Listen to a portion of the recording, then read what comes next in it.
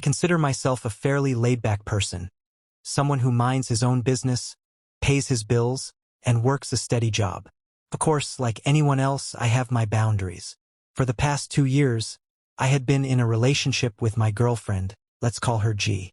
Our relationship wasn't perfect, but it was good enough that I had started picturing a future with her. A few months ago, G began talking about wanting to take a real vacation. Not just a quick road trip, but something more meaningful. After some discussion, we settled on Cancun.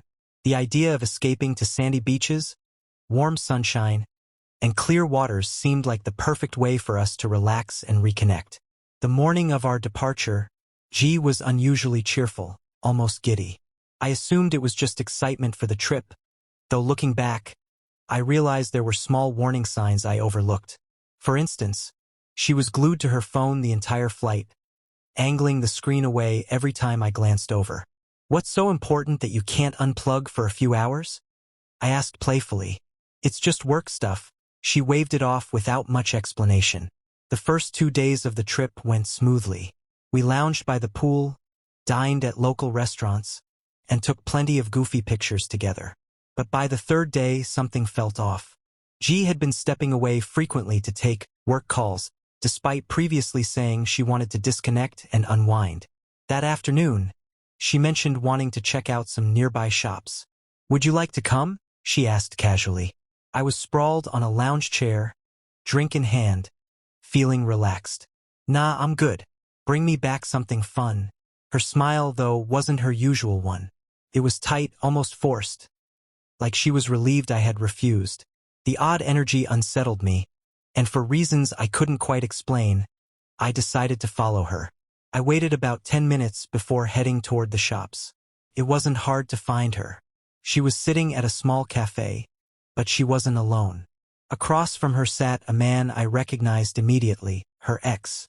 They were laughing together, their heads tilted close as if sharing an intimate joke. My stomach turned. G had assured me time and time again that their relationship was over. She had even shown me texts where she told him to stop bothering her. And yet, here they were. I didn't storm over or cause a scene. Instead, I took out my phone and snapped a few discreet pictures. My pulse pounded, but I forced myself to remain calm.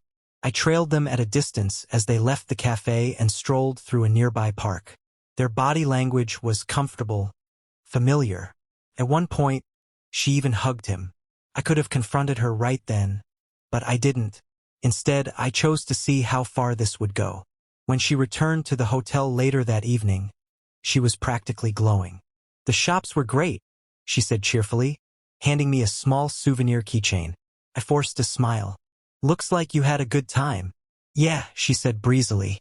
It was nice to get out for a bit, not a flicker of guilt, not a single hesitation in her voice. That night, while she was in the shower, I did something I never thought I'd do. I went through her phone.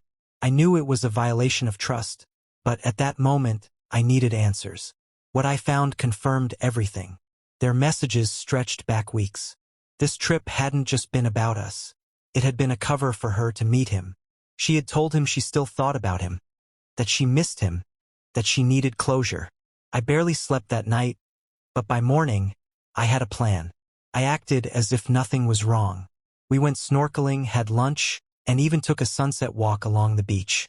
I smiled, I laughed, I played along, all while planning my next move. That night, I told her I wasn't feeling well and wanted to stay in. She seemed disappointed but didn't push. "I might go out for a little while," she said. "Okay," I replied evenly. The moment she was gone, I sprang into action. I called the airline, booked the next flight home, packed my bags, and went to the front desk to cancel our room. By midnight, I was on my way to the airport. Before leaving, I left a note for her in the hotel room. "Gee, I know about your little reunion. I hope it was worth it. I've taken a flight home, and the room has been canceled. Good luck." By the time my plane landed, I felt exhausted but oddly relieved. I replayed the past 2 years in my mind, suddenly seeing all the red flags I had ignored. Her secretive texts, her weak explanations, the way she downplayed her past with him. I blocked her on everything: social media, email, phone. I didn't want to hear her excuses. A few days later, friends started reaching out. Apparently, G had been calling them in tears, saying I had abandoned her in Mexico. "You just up and left without telling her why?" one of our mutual friends asked. I sent them the screenshots and photos that shut down any sympathy they had for her. G faced the consequences of her actions, and I walked away with my dignity intact. More than anything, I was grateful I had found out when I did. G had no choice but to scramble for a last-minute flight home, which ended up costing her a fortune. As soon as she confessed what had happened, her ex, who had been so eager to meet her, abruptly cut contact. The fallout didn't stop there. Word spread quickly, and her friends, one by one, began to distance themselves. Meanwhile, I was thriving, not just fine but truly better than ever. Walking away from that relationship was the best decision I had ever made. If there was one lesson to take from it all, it was this: trust your instincts, and never let anyone take advantage of you. G, however, wasn't one to accept things quietly. I expected some backlash, but I underestimated just how desperate she would become. About a week after I got home, an email arrived from an unfamiliar address. It didn't take long to figure out it was from her. The message was a mess, a jumble of excuses, half-hearted apologies, and outright lies.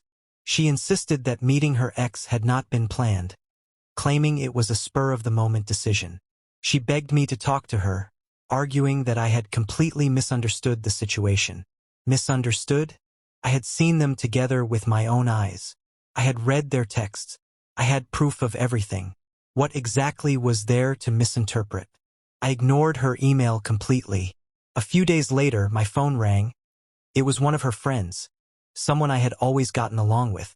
They wasted no time getting to the point. "You really hurt her," they said. I almost laughed at the irony. Did I? Are you even aware of what she did? "She told me it wasn't how it seemed," they said hesitantly. "She only met him to get closure."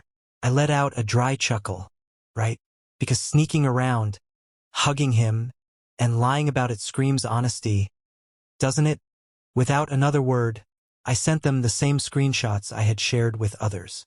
That ended the conversation quickly. I thought that would be the last of it, but G wasn't done yet. She started spinning a new version of events, one where I was the villain. According to her, I had been paranoid, controlling, and had ruined the trip because I couldn't handle my jealousy.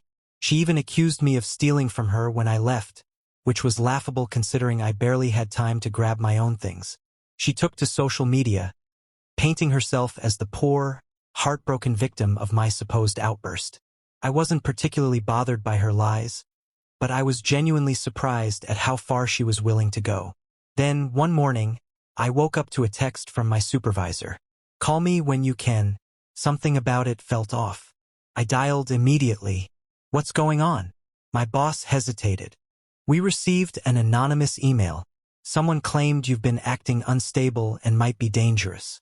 They attached screenshots of texts where you supposedly admitted to it. For a moment, it felt like the air had been knocked out of my lungs. I forced myself to stay calm. "That's ridiculous. None of that is real. We figured as much, but HR needs you to come in and address it." When I saw the email for myself, my hands clenched into fists. The screenshots were crude fakes, riddled with typos, inconsistencies, and strange formatting. But the intent behind them was crystal clear. She had tried to sabotage my job. Luckily, HR and my boss dismissed it as a poorly executed hoax, but the damage was already done. The mere fact that my reputation had been called into question because of her lies was infuriating. She had chosen the wrong person to mess with. I consulted a lawyer immediately. I laid out everything: the fake screenshots, the harassment, the defamation, and the clear attempt to jeopardize my career. Under my lawyer's guidance, I sent her a cease and desist letter.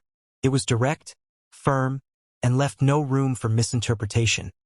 If she didn't stop immediately, I would take legal action.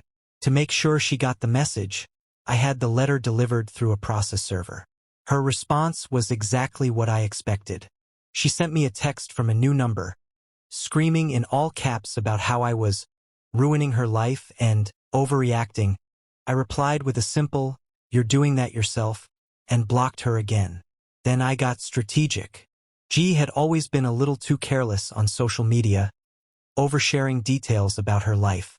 It didn't take long to find posts and comments where she had openly bragged about lying, manipulating people, and even threatening to ruin past relationships. I saved everything not to use right away, but in case she pushed things further. And, of course, she did.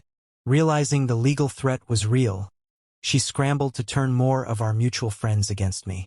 But by then, most of them were already on my side.